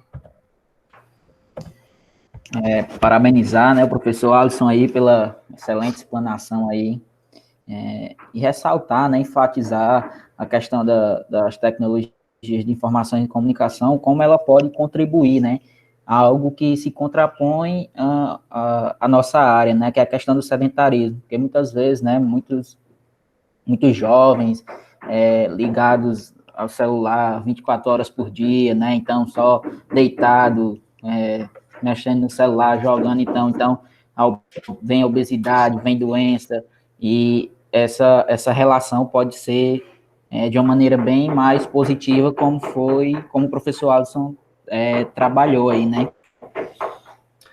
Uma pergunta que boa do Rodrigo, mas faz logo as perguntas aí para a nossa colega Juliana. Parabéns, Juliana, pela sua brilhante palestra, viu? Excelente. Então, faça logo aí para ela, né? Como ela foi a primeira. Mas essa do Rodrigo, eu fiquei bem também quero responder. Faço questão do Rodrigo Nobre, uma pergunta muito boa, viu, Rodrigo? Eu vou aqui, depois o José Neto me passa aqui essa pergunta também, tá bom? Pronto. Tranquilo. Então, começando pela professora Juliana, né? O pessoal, se quiser ir colocando as perguntas aqui no chat, o John vai disponibilizando elas aí para eu poder ler aqui para os professores. Mas já tem uma aqui para a professora Juliana, eu vou ler aqui e queria que ela respondesse. Então, a pergunta é a seguinte: já que você apresenta a formação cultural ampla, né, como algo muito importante, né, como você acha que podemos ampliar nossa experiência com a arte?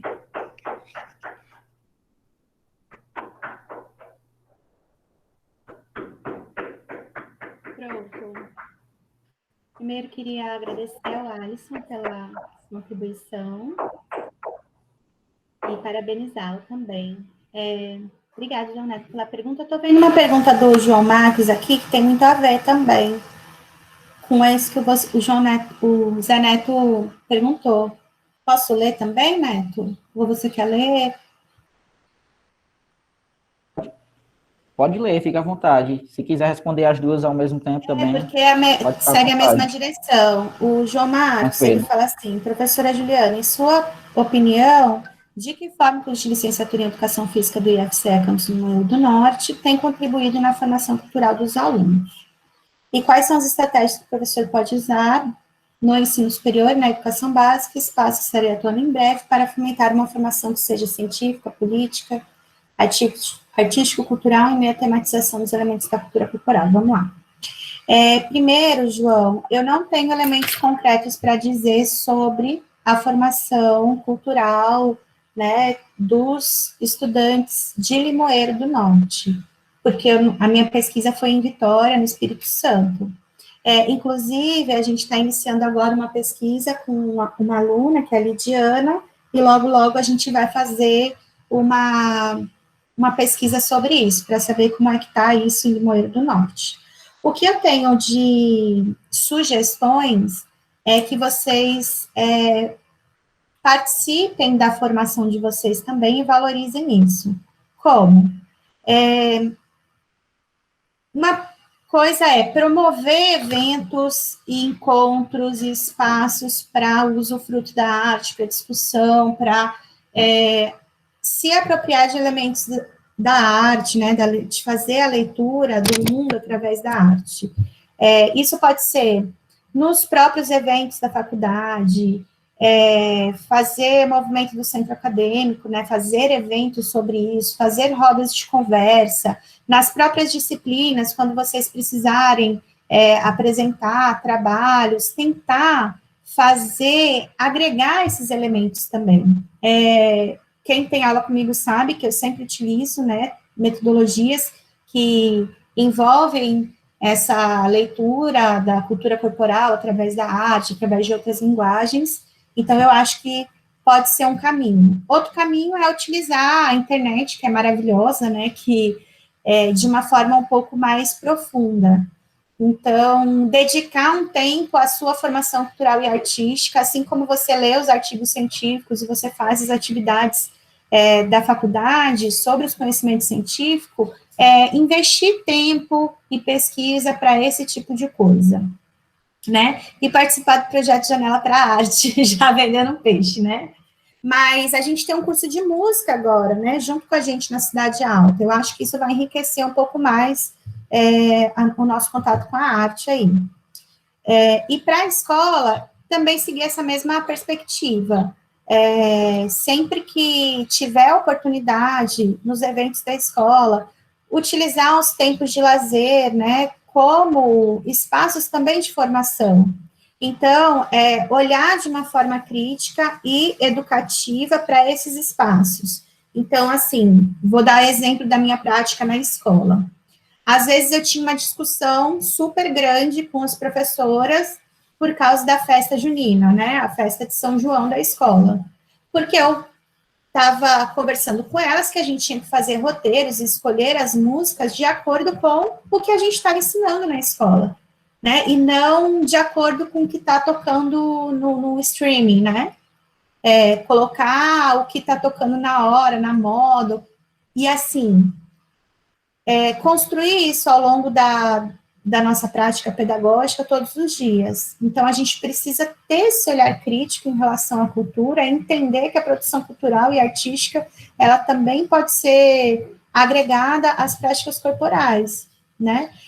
Todos os trabalhos que eu fiz na educação básica, né, assim, a maioria deles, eu sempre procurava fazer leituras também artísticas e culturais, envolvendo os elementos da cultura corporal, inclusive o esporte, né? Então, isso depende muito da criatividade, da disposição e da pesquisa do próprio professor em relação à prática pedagógica e ao conteúdo que você queira trabalhar, né? É isso. Não sei se eu respondi, acho que eu respondi. Fala aí, João, se eu respondi.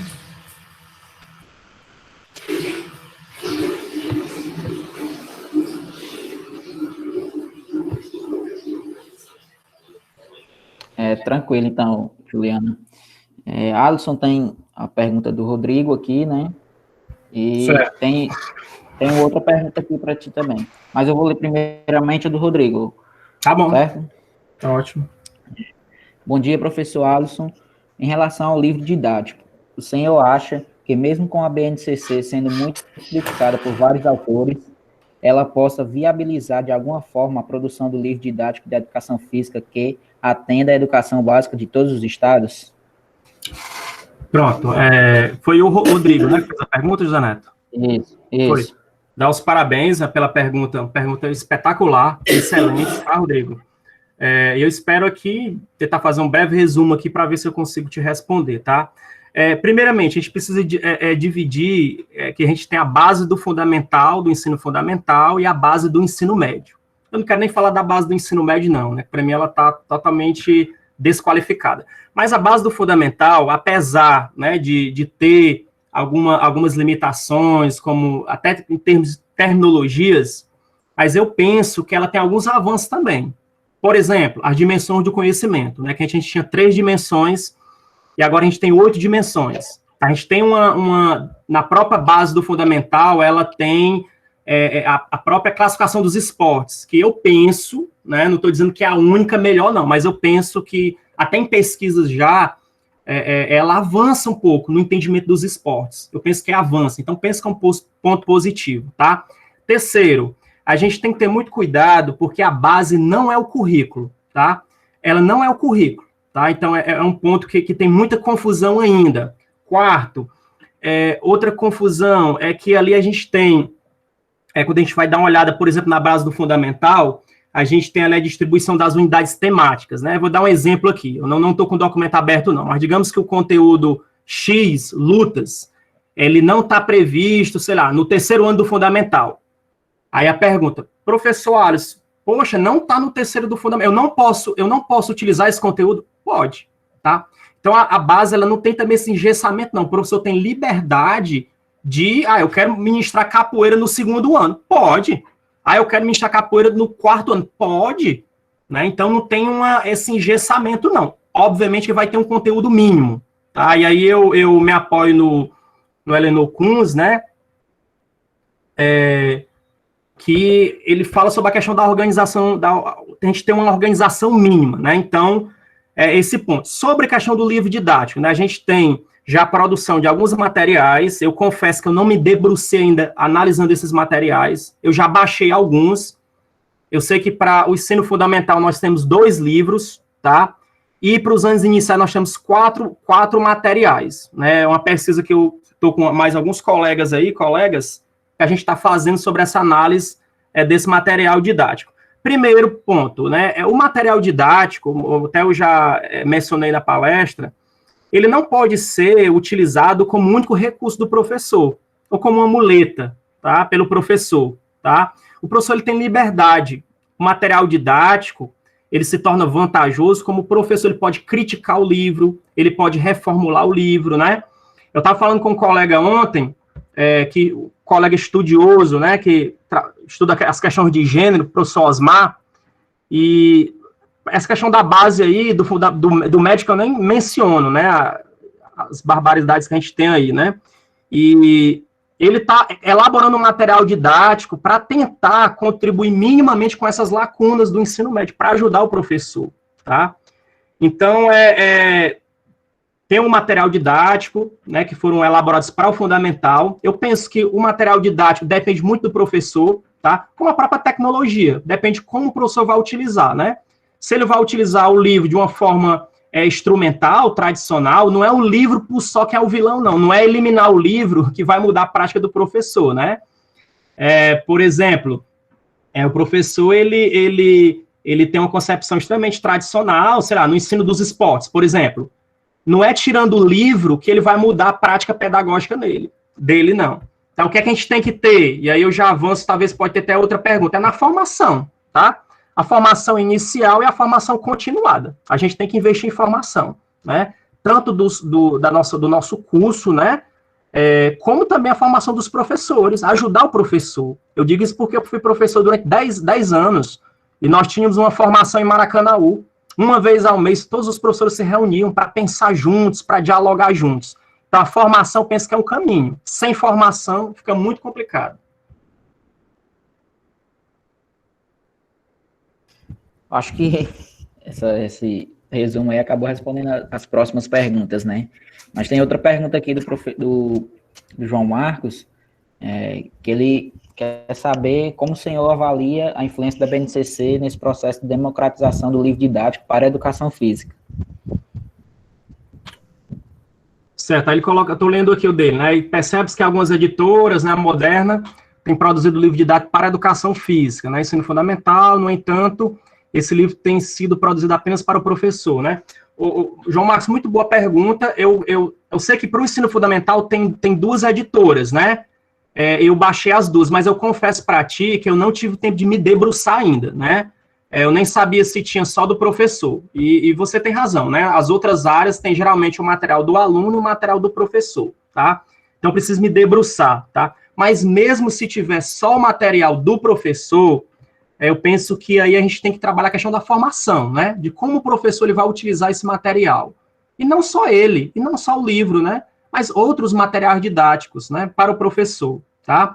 Então, mesmo que a gente tenha, eu me apoio muito em Carmo, né, aquele Carmo ele utiliza como que a gente deve avaliar materiais didáticos, né, alguns critérios que ele coloca, né, como a atratividade, o conteúdo, né, se o livro traz se o livro traz preconceitos, né, se o livro ele traz algum controle do governo, né. Então, a gente tem que ter esse olhar crítico para o material didático, né? Mas o professor é o coadjuvante, tá? Então, penso que, na minha opinião, o livro, né, respaldado em alguns autores, como o próprio Zabala, como o próprio Munakata, professor Surai, o livro, se ele for bem utilizado para o professor, ele se torna uma ferramenta, não único, né? Não único material, né? Se o professor ele conseguir utilizar apenas como ferramenta, ele pode auxiliar o professor de educação física. Mas, repito, né, a formação é fundamental. Formação inicial e formação continuada, né, de qualidade. Muito bom, professor. Pessoal, eu queria só ressaltar que a lista da frequência está passando no chat, certo? Então, vocês colocam aí o nome de vocês completo e o e-mail, tá bom? Professor Alisson, tem mais uma pergunta aqui, né? Acho que ninguém mais colocou nada no chat, mas tem outra pergunta aqui, né? Em relação aos desafios, né? Quais seriam os principais desafios para a formação inicial e continuada, né? Ou seja, a formação professor na escola, trabalhando mesmo, em educação física, para a utilização desse livro didático e das tecnologias de informações e comunicação na educação física escolar. Parabéns, José Neto, pela pergunta. Pergunta bem ampla, né? Algumas eu já comecei a tocar, mas falando aqui da questão do livro, indo para a formação inicial, penso que é uma discussão que tem que existir na formação inicial, já que alguns professores vão optar por ir para a escola pública, né? E o PNLD, alguns materiais não chegaram ainda em alguns locais, alguns municípios, mas esse material vai chegar. E eu penso que é fundamental essas discussões, né? Em didática, por exemplo, da educação física, a gente está programado para a gente ter algumas discussões, né? E eu penso que os colegas aí, também, os outros professores também, de alguma forma, vão trabalhar em algum link com a escola, nos estágios, né?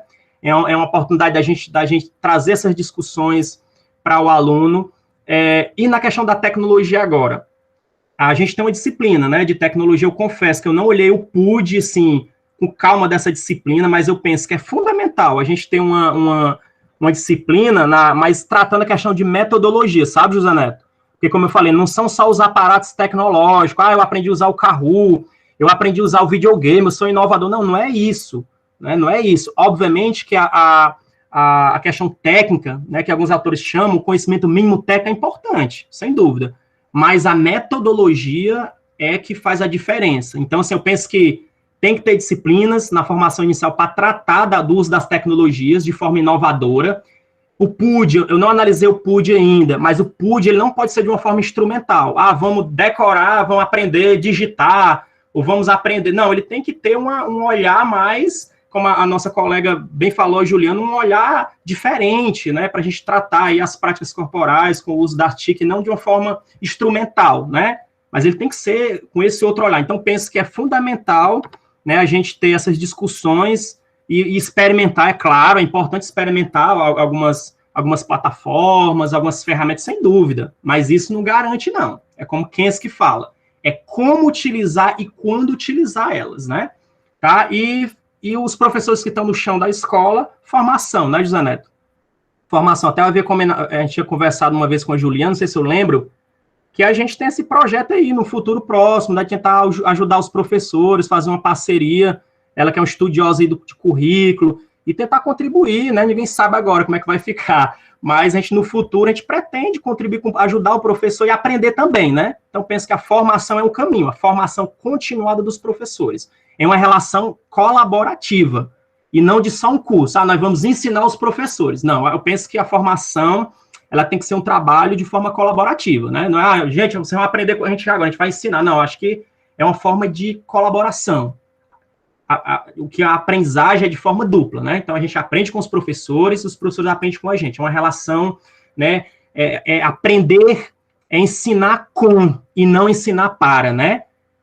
Essa relação, até com as tecnologias. Então, quando eu digo eu vou ensinar para os alunos, é uma forma mais expositiva, né? Quando eu digo eu vou ensinar com os alunos, é diferente, porque os alunos são os protagonistas também desse processo, como também os professores que estão no chão da escola, tá? Posso fazer um comentário sobre isso também? Já me intrometendo aí no Alisson. Já que a gente está falando de formação, de livro didático, né? E essa discussão do livro didático, gente, ela já vem sendo feita há alguns anos. E tem uma grande divergência entre aqueles que são a favor do livro didático e aqueles que não são, pela grande problemática justamente do livro didático virar uma muleta e os professores de educação física se tornarem aplicadores de conteúdo que já foram pensados e uma didática que já foi pensada por outras pessoas. O nosso conhecimento que a gente trata, né, é um conhecimento cultural, estético, que tem muito a ver com aquilo que as crianças vivenciam, com o espaço onde elas estão, com a cultura que elas carregam. Pensa um livro didático feito para a imensidão do Brasil, né? Como é que um livro didático tem condições de abordar todas as práticas corporais e elementos da cultura corporal que tem no Brasil? Então, é praticamente impossível.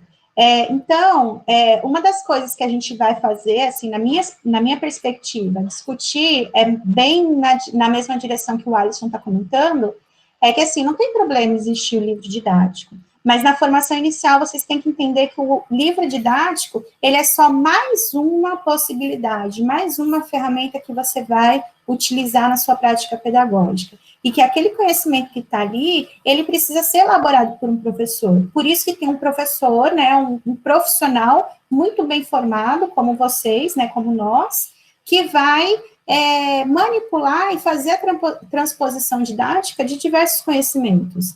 Então, o livro didático, talvez seja por isso que tem o livro didático para o professor, né, e não para os alunos, para não ficar, enfim, né, o livro didático também, a questão do livro didático também é uma questão econômica, né, gente, as editoras fazem livros didáticos, isso é um projeto milionário que é distribuído em todas as escolas do Brasil, tem essa questão política e econômica também, mas na nossa área a gente precisa discutir isso com bastante cuidado, e na formação inicial, entender que o livro didático é mais uma ferramenta, e se você for procurar, a gente encontra conteúdos prontos, materiais, inúmeros na internet. O que precisa é que o professor tenha a sensibilidade de enxergar a realidade e fazer e planejar as suas aulas a partir de um conhecimento, dos conhecimentos que estão ali, né? Então, ter o livro didático, na minha visão, e ter a BNCC, ter os conhecimentos na internet para que a gente possa construir, depende muito mais da boa formação do professor, da responsabilidade política que ele tem com os conteúdos e com a criatividade, né, que aí entra nessas esferas da formação, né. E isso, gente, tem a ver não só com a educação física escolar. Imagina se a gente tem um livro didático sobre os conhecimentos fora da escola, né? Então, o professor de educação física, eu entendo a formação do professor de educação física, né, de uma perspectiva mais ampla, como um guardião do conhecimento sobre a cultura corporal, sobre os elementos da cultura corporal. Eu falo isso bastante nas minhas aulas, que, assim, quando a gente vai trabalhar mesmo na academia ou em outros espaços, né, na perspectiva da saúde, do lazer, de qualquer uma delas, a gente precisa entender que a cultura corporal, a ginástica, o esporte, a natação, enfim, qualquer uma delas tem um caráter pessoal e sensível, e não se pode chegar lá com uma receitinha de como ensinar a natação, como se os seres humanos fossem todos iguais, porque não são, os contextos não são iguais, as pessoas não são iguais, e a gente tem que se adequar a cada realidade, né? Para isso que a gente tem que ter uma formação bastante sólida e ampla. José Neto, tem alguma pergunta? Eu posso complementar a colega Juliana aí ou você... Posso complementar a fala dela e depois você... A gente tem um tempo ainda, né? Que são até 11 horas, né? Deixa eu só complementar a fala Pode complementar, pode falar, professor. Concordo demais com o que a Juliana comentou, né? Assim, inclusive, quando ela estava comentando, como eu falei, uma apresentação rápida não dá para a gente expor tudo, né? Da pesquisa, mas na análise documental do livro de Calcaia, por exemplo, foi uma equipe que veio de fora para construir esse material didático, né? E, assim, na análise, até conversando com os professores, né, de Calcaia, eles comentam, assim, as vantagens, né, do livro, mas as desvantagens. E uma das desvantagens é justamente isso, porque tem conteúdos que é uma realidade de outro estado. Mas qual foi a falha disso? a equipe que veio foi uma equipe contratada. Eles vieram, fizeram o livro e foram embora, né? Então, foi uma grande crítica, né? Por isso que eu bato na formação, que é fundamental. Mas mesmo assim, né? Mesmo assim, os professores de Caucaia, eles relatam que mesmo, obviamente que isso vai depender da maturidade dos professores, né? Da concepção. Então, mesmo o livro tendo algumas limitações, como bem a nossa amiga Juliana falou, vai depender como ele vai utilizar, né? E aí eu deixo também para você, gente, sobre utilização, a gente tem poucas pesquisas ainda do livro didático. Realmente, a discussão do livro didático na educação física já vem há algum tempo, né? E aí eu fiz um levantamento faz algum tempo, mas, assim, a utilização, a gente tem poucas pesquisas, até mesmo porque a gente não tinha um livro do PNLD. Agora que está chegando nas escolas, né? Então, é até em um campo para quem tem interesse de como é que está a relação teoria e prática do professor, como é que acontece a transposição didática, né? Então, penso que é uma grande oportunidade. Algo que eu vejo do material, quando o professor ele utiliza, como a Juliana falou, como um dos materiais possíveis, é uma coisa que a gente tem analisado até, por exemplo, antes de 1980, o que prevalecia na educação fiscal era uma dimensão extremamente procedimental, tá? E o livro didático, ele, obviamente que o professor utilizando de outros materiais, ele tem um pequeno auxílio inicial para a dimensão conceitual, né? A dimensão de pensar conceitos também, não ser só a prática em si, o procedimental. Mas, obviamente, vai depender da concepção do professor, né, da metodologia que ele utiliza.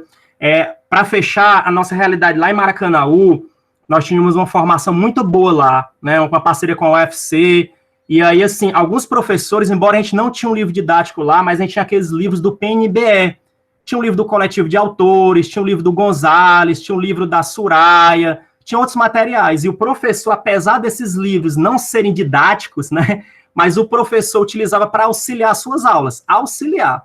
Mas por quê? Por conta da formação, né, da concepção dos professores, né, então isso que faz a diferença, como bem a Juliana comentou, formação, né, uma boa formação para que o professor tenha maturidade de criticar o livro, de criticar, poxa, não, esse livro está desatualizado, né, de fazer os alunos, é uma oportunidade ótima de criticar o livro, de reformular, e nessa pesquisa a gente reformulou muita coisa, do conteúdo de dança, de atletismo, e a professora mencionou que ela utiliza outros materiais, você utiliza não só esse, eu utilizo outros materiais para pesquisa, né, para ampliar mais minha visão, tá? Vou comentar mais uma coisa sobre isso, que pensar nessa forma pragmática do livro didático é assim, pensar naquele professor que vai lá na quadra e rola a bola, ou dá queimada para as meninas e futebol para os meninos, ele simplesmente vai se transferir para a sala de aula e vai mandar os meninos copiarem os textos ou resolver exercício do livro didático. Então, aquele profissional que não tem compromisso com a sua prática, que não tem compromisso com o ensino, então, é bem isso mesmo. Então, tem muito mais a ver com o professor que vai elaborar a sua prática pedagógica do que ter o livro ou não, né? Eu acho que é mais ou menos por aí que eu penso, assim.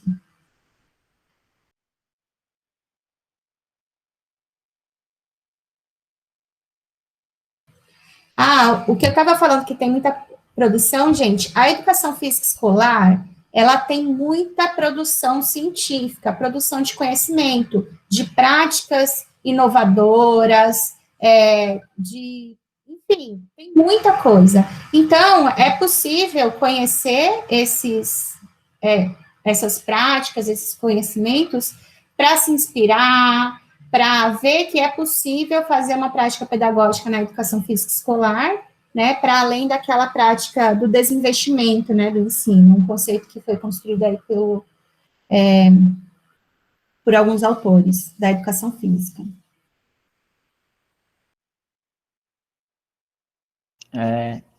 Acho que não tem mais nenhuma pergunta, né? John, tem alguma pergunta ainda?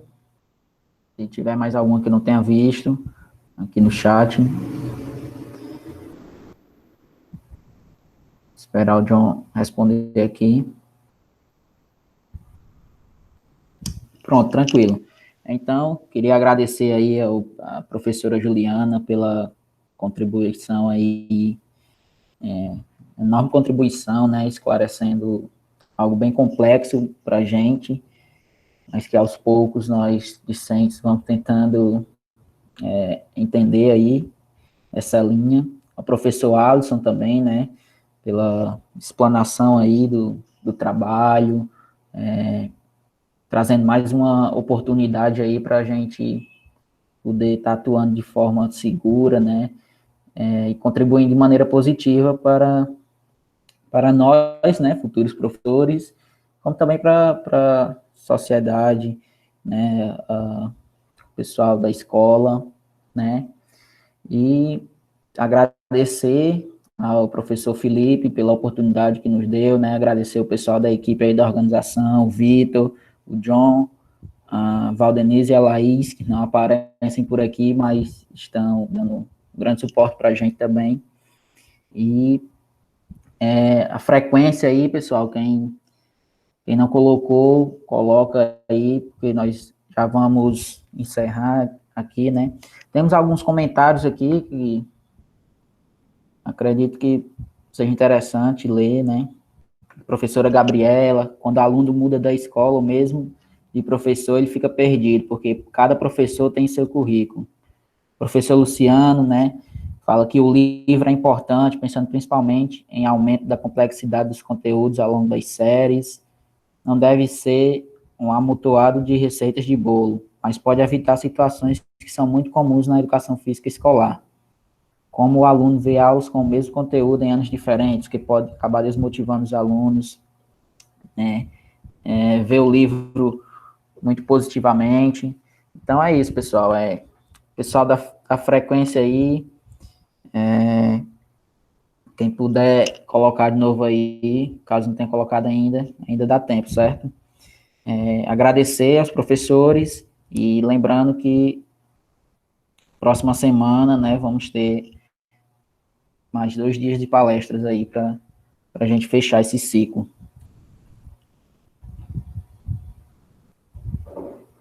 Professor Alice, Neto, a gente pode agradecer também? professor Alice, professor Juliano, se quiserem manifestar mais alguma coisa, pode ficar à vontade. Gente, quero agradecer imensamente a presença de todo mundo, quem ficou até o final. Foi um prazer enorme estar aqui com vocês essa manhã, discutir essas questões um pouco complexas. De fato, o meu trabalho, minha pesquisa, ela tem uma fundamentação teórica bem complexa, né, na teoria crítica, na filosofia, que leva tempo para entender melhor, assim. Não sei se eu consegui me expressar bem e explicar para vocês essa perspectiva, mesmo que eu fiz isso de forma muito resumida. Quem tiver a fim de conhecer mais, de se aprofundar um pouco mais, é só chegar junto. Na volta, a gente deve estar estruturando um grupo de pesquisa, de estudos.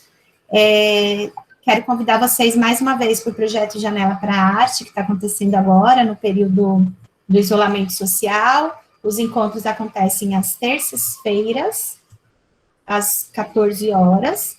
A próxima semana vai ser um sarau de poesias, onde a gente vai ler poemas, ler contos e também compartilhar música, tocar, então vai ser bem legal, assim, bem interessante. Tá bom? Muitíssimo obrigada, um beijo para vocês, espero que vocês estejam bem, estejam conseguindo aí passar por esse momento tão difícil, de uma forma tranquila. Logo, logo a gente se encontra pessoalmente para matar a saudade e continuar o nosso curso, né? Obrigada. Também quero agradecer, pessoal, aí, né? Obrigado, e foi muito bacana. Tá sendo bem legal esses momentos aí das palestras. Eu acho que é bom também porque fica gravado. Teve uma palestra que eu não assisti, e eu quero assistir dos colegas, né? E também fazer um convite para vocês, o nosso curso, né, para o ENAD para concursos, que vai iniciar em agosto, né? Ele com os professores do nosso curso. É um curso que ele não vai coincidir com as outras atividades, tá? Então fica o convite, tá?